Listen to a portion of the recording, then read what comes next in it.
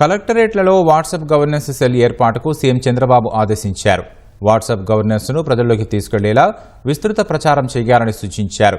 త్వరలోనే వాట్సాప్ ద్వారా 500 వరకు పౌర సేవలను అందించేలా చర్యలు చేపడతామని స్పష్టం చేశారు.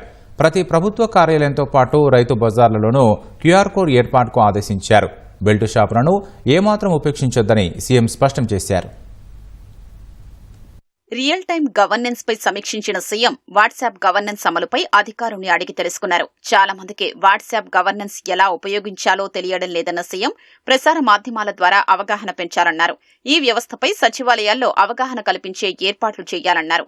ప్రజల్లో అవగాహనకు క్యూఆర్ కోడ్ ప్రదర్శించాలన్నారు. ప్రజలు చెల్లించే బిల్లులు వాట్సాప్ ద్వారా ఎక్కువ జరగాలన్నారు. ఈ వ్యవస్థతో ప్రజల వినతులు, పరిష్కారాలు మెరుగవ్వాలన్నారు. ప్రభుత్వ సేవలు ప్రజలకు సులభతరం చేయడమే వాట్సాప్ గవర్నెన్స్ లక్ష్యమని స్పష్టం చేశారు. వాట్సాప్ గవర్నెన్స్, పౌర సేవలు, బెల్టు దుకాణాలు, నిత్యావసర ధరలపై అధికారులతో సీఎం సమీక్షించారు.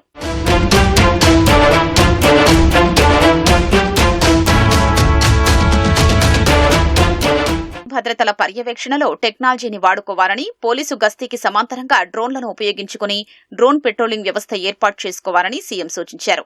అలా చేస్తే గస్తీ ప్రక్రియ సులభతరమై సత్ఫలితాలు వస్తాయన్నారు. ఆర్టీజీఎస్ లో డేటా లేక్ ఏర్పాటు కోసం డేటా అనుసంధాన ప్రక్రియను వేగవంతంగా పూర్తి చేయాలని సూచించారు. రాష్ట్రంలో ఆర్టీసీ బస్సులన్నింటికీ జీపీఎస్ వ్యవస్థ ఉండాలని, గూగుల్ సహకారం తీసుకుని ఈ వ్యవస్థను త్వరగా ఏర్పాటు చేసుకోవాలన్నారు. పింఛన్ల పంపిణీకి జీపీఎస్ ట్రాకింగ్ వ్యవస్థ పెట్టి పర్యవేక్షించే అవకాశాన్ని పరిశీలించారన్నారు.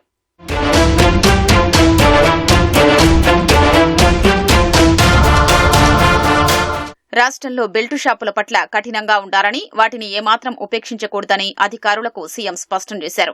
ఇప్పటికీ కొన్ని ప్రాంతాల్లో నడుస్తున్నాయన్న ఆయన ఎంతమాత్రం ఆమోదయోగ్యం కాదన్నారు. అధికారులు కఠినంగా వ్యవహరించారన్నారు. ప్రజలకు ఉచిత ఇసుక సరఫరా మెరుగుపడుతోందని, అయితే ఇంకా కొన్ని సమస్యలు కనిపిస్తున్నాయని, వాటిపై దృష్టి పెట్టాలని సూచించారు.